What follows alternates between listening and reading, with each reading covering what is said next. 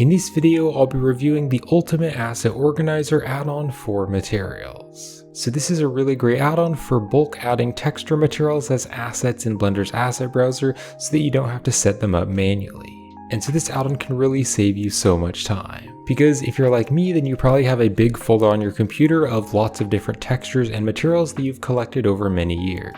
So whenever I need to add a new material into my project, I have to dig around the textures folder to find material that I want to use for my project. And then I have to set up all the texture maps in Blender manually or using the principled texture setup.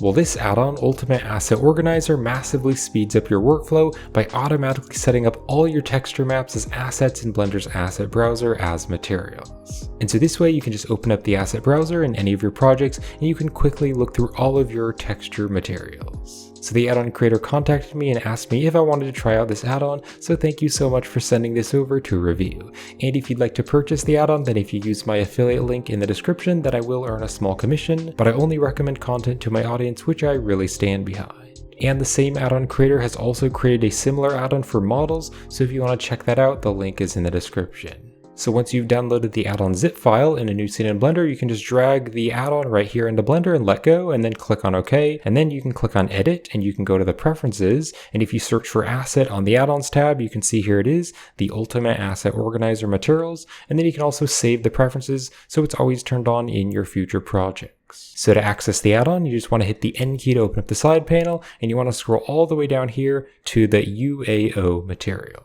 So with all these settings here, the add-on might look a little bit complex, but it's actually very easy to use. There's basically just 4 simple steps. So on the first step, you want to set a source folder, and so this is where the materials are on your computer. Now I've downloaded a lot of textures from the website Ambient CG, so in this video I'm going to use my Ambient CG folder as an example. Now if you have hundreds of materials, then when the add-on is setting up the thumbnails, then it might run out of computer memory. And so what I'm going to do is just do the wood folder first, because the wood folder is my biggest folder. And then after that, I'll do all the materials separately. So you can see in my Ambient CG folder, I can go into like the wood folder, and then I have all of these different wood materials. And so within any of your texture folders, the add-on is going to detect the names, and so then it's going to set up all the materials properly and automatically set them all up. So I'm going to go into the wood folder, and then I'll just click on the accept button. Now you can see there's the subfolders turned on, and I definitely want to check mark that and make sure that's enabled, so it'll go through all the folders and find the materials. So now what we need to do is set up a proxy folder, and so this is so that it can have a folder to set up the data for the thumbnails. So I'm going to click on the file icon. So you can just set this up wherever it makes sense for you, but in my textures folder on my computer, I can go into the UAO proxy, and then I can just click on accept. So I just made a separate folder for this.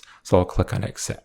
Then here on the proxy size, you can use a higher resolution if you want to for the thumbnails, but I'm going to use the smaller resolution so it doesn't use up as much computer memory. Now we want to save this Blender file because this current Blender file is going to be the asset library. So I'll click on Save Asset Library.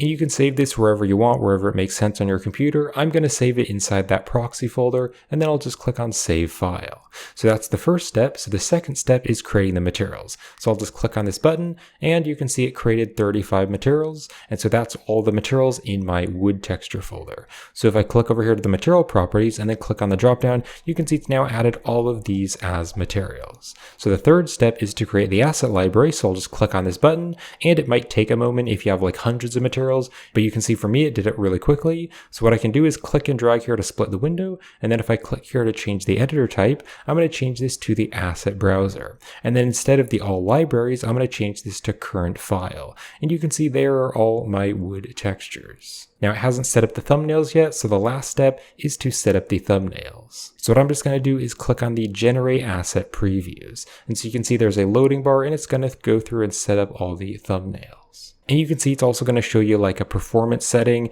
and the current free amount of RAM that your computer has. Now on the back end, I thought I'd show you what it's doing just so that you're aware of what it's doing. So when it's creating the thumbnails, you can see inside this proxy folder, it's created a new folder. And if I go inside here, you can see it's doing some computing here. And so it's basically making all of the thumbnails. But all of this data here, we'll actually delete it later once we get to the cleanup section. And you can see the thumbnails have now been finished. Now I have all these really nice thumbnails and the names for all the materials. So now what I can do is click on Clean Up Project, and it's going to get rid of those extra proxy files. So I'll just click on Clean Up Project, and now that's done. So now that I've cleaned up the project, what I want to do is add all of my other materials, because I couldn't add them all at once because it would use up too much memory. So I'm going to scroll right up here, and I'll just change the source folder. So this time I'm going to go outside of the wood folder, and I'm just going to go to the entire thing. But because we've already set up the wood here, it's going to detect that it's already set up all the wood materials, so it's going to skip those materials. So I'll just click on the accept button. So now we can just do the same thing. So we already have the proxy folder and the source folder set up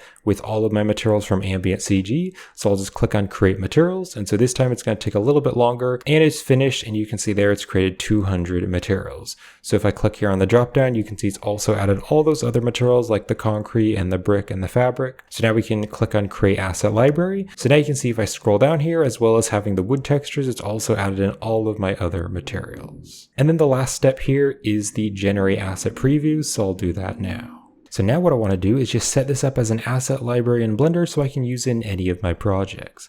So I'm just going to click on File and just save this file again, and then I'll open up a new project. So in a new Blender file, I'm just going to click on Edit and go to the User Preferences. Now I'm going to go down here to File Paths, and I'll just click on the plus here on Asset Libraries to add a new asset library. Then I can just locate to the same folder, so I just have the proxy folder and it has the asset library Blender file, so I'll click on Add Asset Library, and then I can just rename this, so I can just call this like textures. And then also another really important thing is on the import method here, you want to make sure this is set to append, and that way you'll be able to edit the materials if you want to. So then I can click on Save Preferences, and I can just close the Blender file. And now what I can do is just split the window in any of my Blender projects, and I can just change this to the asset browser. And then if I click here on all libraries, I can change this to textures, and now we have this really nice texture asset library. So this is so much quicker and faster to set up, because if I were to set this up manually, it would take way longer, because I'd have to manually set up every single texture map, and then I'd have to mark each one as an asset and then render the thumbnails and everything. So this saves you so much time. And then also if I click on this arrow down here to bring up the search here, I can just easily search for whatever I'm looking for. So I could search for bark, and then here's all my bark materials that I've downloaded from Ambient CG. So I can just drop these onto my objects. And if I just click over here to go to the shading workspace, you can see it's already set up the materials. So it is sometimes a little bit disorganized, so I could just like drag these down here, maybe just drag the normal map and the bump like up here. So it's pretty easy just to kind of move the nodes around and fix the setup. But then what's also really great about this is you could delete anything or change anything if you want to. So for example, if I don't want to use the ambient occlusion, I could just plug the color into the base color, and I could just delete the ambient occlusion if I don't want to use that. Also, maybe I don't want to use the displacement, so I could easily just delete that. Now what happens if you download some new materials online and you want to add them into your library? So here on Ambient CG, I've downloaded some other textures like this ornament here, this ground material, and this wood material. So I'm just going to cut these materials, and then I'm going to go to the textures folder on my computer. I'll go to Ambient CG, and then I can just paste them right here. So then I just want to organize these, so I'll put the wood one into the wood folder, I'll put the ground one into the ground folder, and then this ornament here, I'll just put this in my metal folder. Well, what's so great about the add-on is it will detect when it's already created those materials, so it won't create duplicates of materials.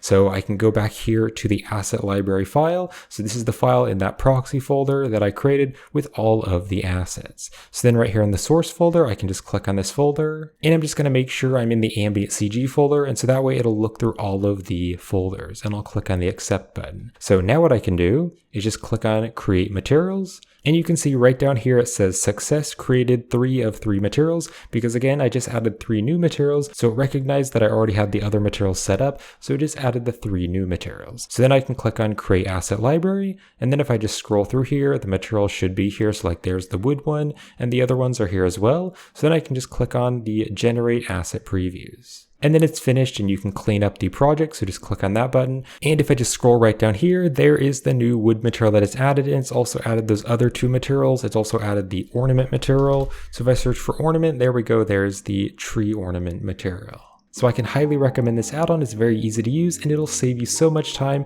and speed up your material process. So if you'd like to purchase the add-on, then you can check out the add-on page on the Superhive Market with my affiliate link in the description. And if you do purchase the add-on through my affiliate link in the description, then that's a great way to help support the channel because I do earn a small commission from affiliate sales. But I only recommend content to my audience which I really stand behind, and I can definitely recommend this add-on. So I hope you found this helpful, and thank you for watching.